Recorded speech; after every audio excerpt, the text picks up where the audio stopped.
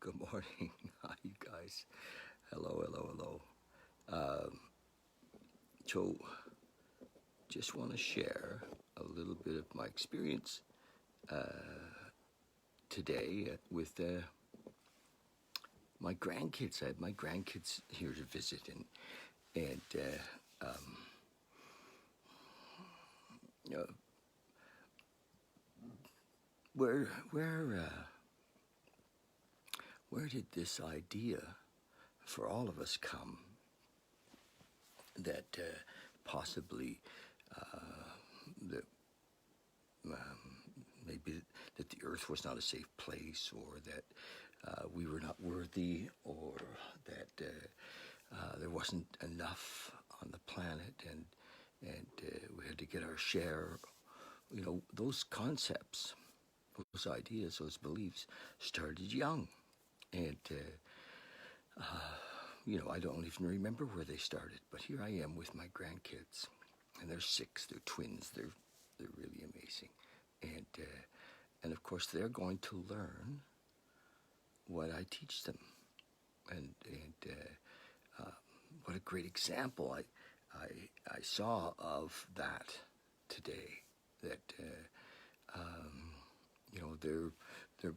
they are, to me, of course, very beautiful, and they're growing up to be amazing young humans, and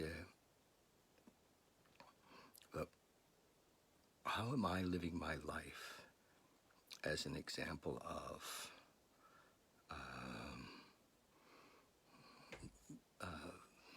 my own divinity, or how am I living my life as an example of the fact that there's such plenty on the planet? Am I being that example? How am I living my life in absolute faith in each moment, in God's love, in the universe's love, in love? Because if, little ones, that are little ones like 2 and 3 and 4 and 5 and 6 years old, begin to act out as if there isn't enough, if they're afraid to ask for something, or or they think that they have to earn it, then they're getting that from me or from us, and so how am I living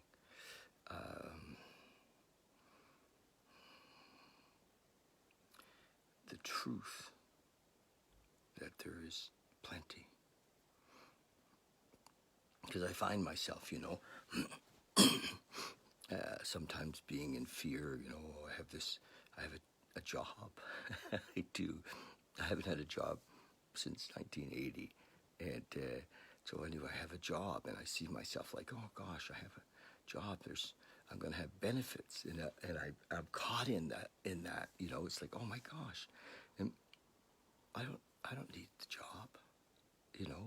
Not that I have any reserve, but just that the fact is that the universe will look after me, always has, always will.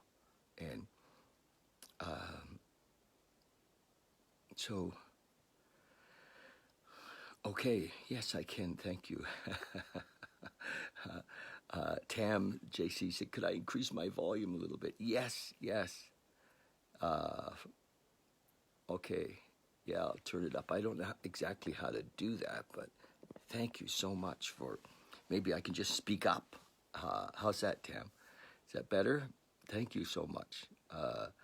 So,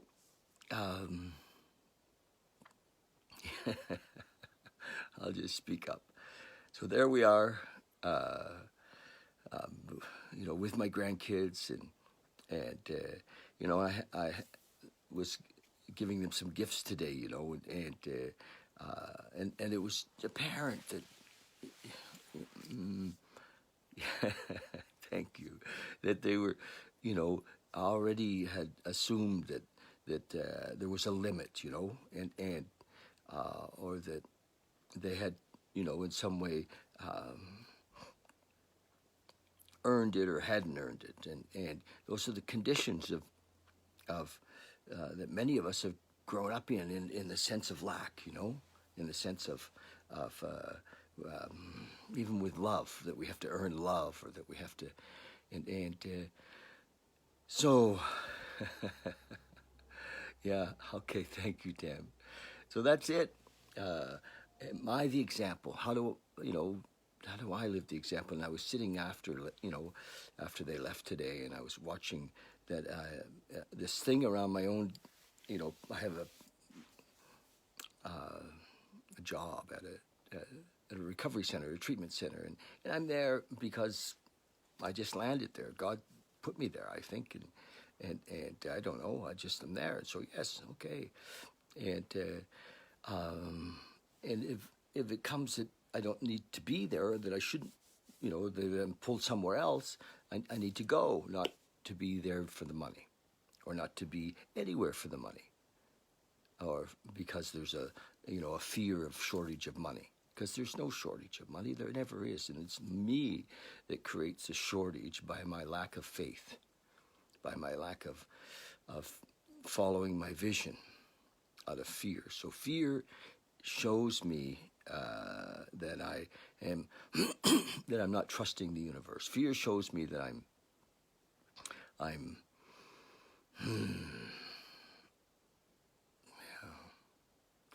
not really living in the moment. Fear is never in the moment. So I just want to, the stakes just got higher in a way for me.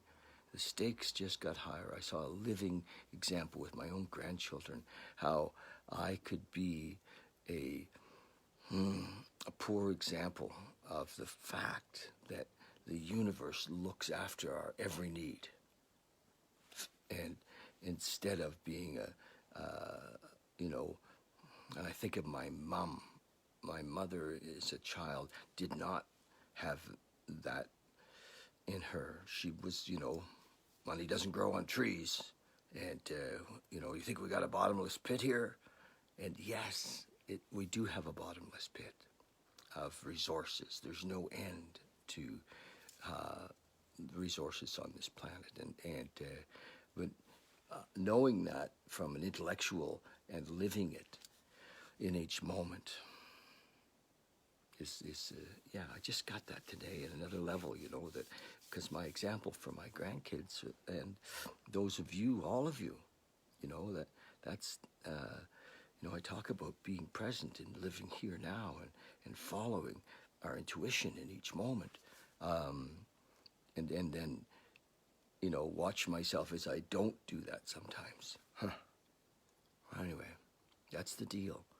Be here now, and be available to watch the intuition, watch the mind get in the road sometimes. Yes, thank you so much. What came, I remember as a kid myself, hitchhiking. I left home at 15-ish, hitchhiking across Ontario. I was from the Maritimes, and not having any fear, really. Just food showed up, just traveling by the seat of my pants.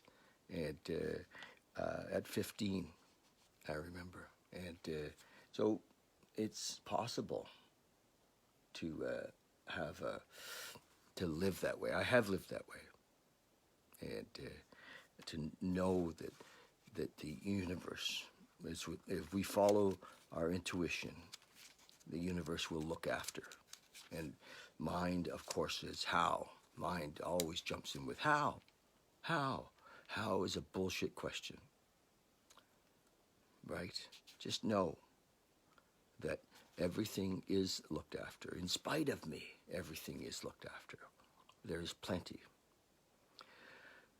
So for my grandkids, for you, for all of us, my intention in every moment is to live in faith, in absolute faith and belief that there's no shortage of love, there's no shortage of material, there's no shortage.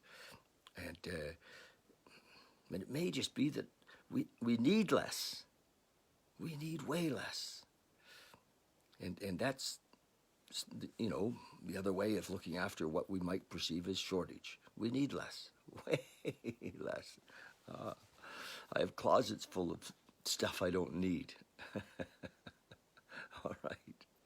Okay. Live the truth for our own, to show our kids, to show our, let's live the truth, to show our kids, show our grandkids, show our partners, show those around us that we're free. We are free. Talking about being free and actually living free is different. So I just, got another hit today from somebody that was really close to me, my own little twin grandkids, to watch them in action and, see that we can build.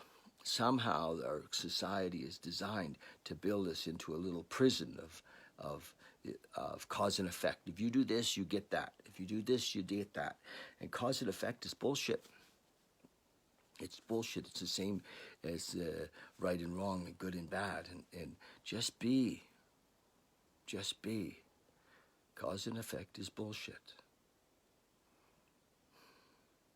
Savor that for a couple of minutes. Trust in this universal intelligence in each moment that we are in. We are in it now. Okay, you guys, I'm going to read this. This is August 13th, thought for the day.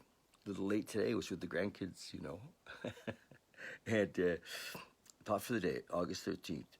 We had but two alternatives. One was to go on to the bitter end, blotting out the consciousness of an intolerable situation as best as we could. And the other was to accept spiritual help. Yes.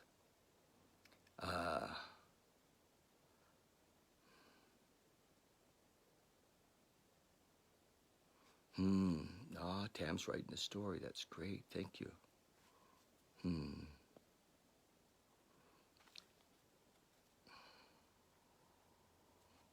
Good for you.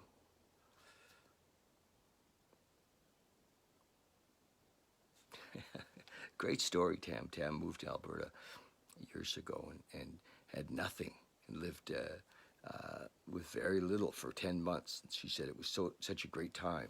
Good for you. Yes. Here we go. So we're trusting, right? It says, I'll start again. This is out of this little book called Thought for the Day. And no, it isn't. It's called 24-Hour Day book. I have a couple of books I read. And we had but two alternatives. One was to go on to the bitter end, blotting out the consciousness of our intolerable situation as best we could. And the other was to accept spiritual help. This is a book about recovery from the idea of cause and effect. That's right. The ultimate lie. Okay, recovery. We became willing to maintain a certain simple attitude toward life. Yes, that life was in control. We had to stop managing, stop running the show from fear. What seemed like at first a flimsy reed had proved to be the loving and powerful hand of God. A new life had been given to us, a design for living that really worked. Yes, each individual established his own way, his own personal relationship with God. Have I established my own relationship with God? So it's the quote is out of the Big Book, beautifully written by Bill Wilson in the 1930s, published in 1939. Beautiful. And that out of that book, the Big Book of Alcoholics Anonymous, has come millions of people recognizing that, first of all, we cannot manage our own life because our thoughts are based in selfishness. And so if we can't just manage our way out of the selfishness, we have to actually surrender to this faith that life is safe, life is beautiful, life will look after us. And we live a life of service, a life of love, a life of carrying a message to others. And it all unfolds. It's not based on cause and effect, though. It's based on just we serve because we want to serve. We serve because we love. Meditation for the day. It says, make it a daily practice to review your character. Take your character in relationship with your daily. Take your character in relation to your daily life, to your dear ones, your friends, your acquaintances, and your work. Each day, try to see where God wants you to change, to trust, yes, to have faith. Plan how best each fault can be eradicated or each mistake be corrected. Yes, when we make mistakes, we own them. Yes, because they're often made out of fear, out of selfishness, out of anger. And when we own them, not to beat ourselves up, but when we own them, they disappear, and we amend them. Never be satisfied with a compromise with those around you. With comparison, I would say, never be satisfied with a comparison with those around you. Strive toward a better life as your ultimate goal. God is your helper through weakness to power, through danger to security, through fear and worry to peace and serenity. Yes. Yeah.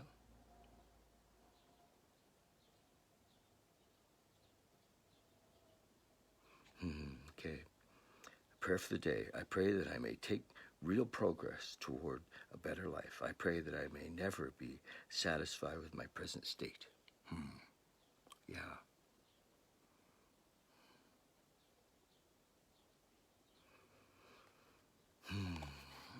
So Tam, can you message me privately? And yes, I have some books for you and some suggestions. Yeah, message me privately.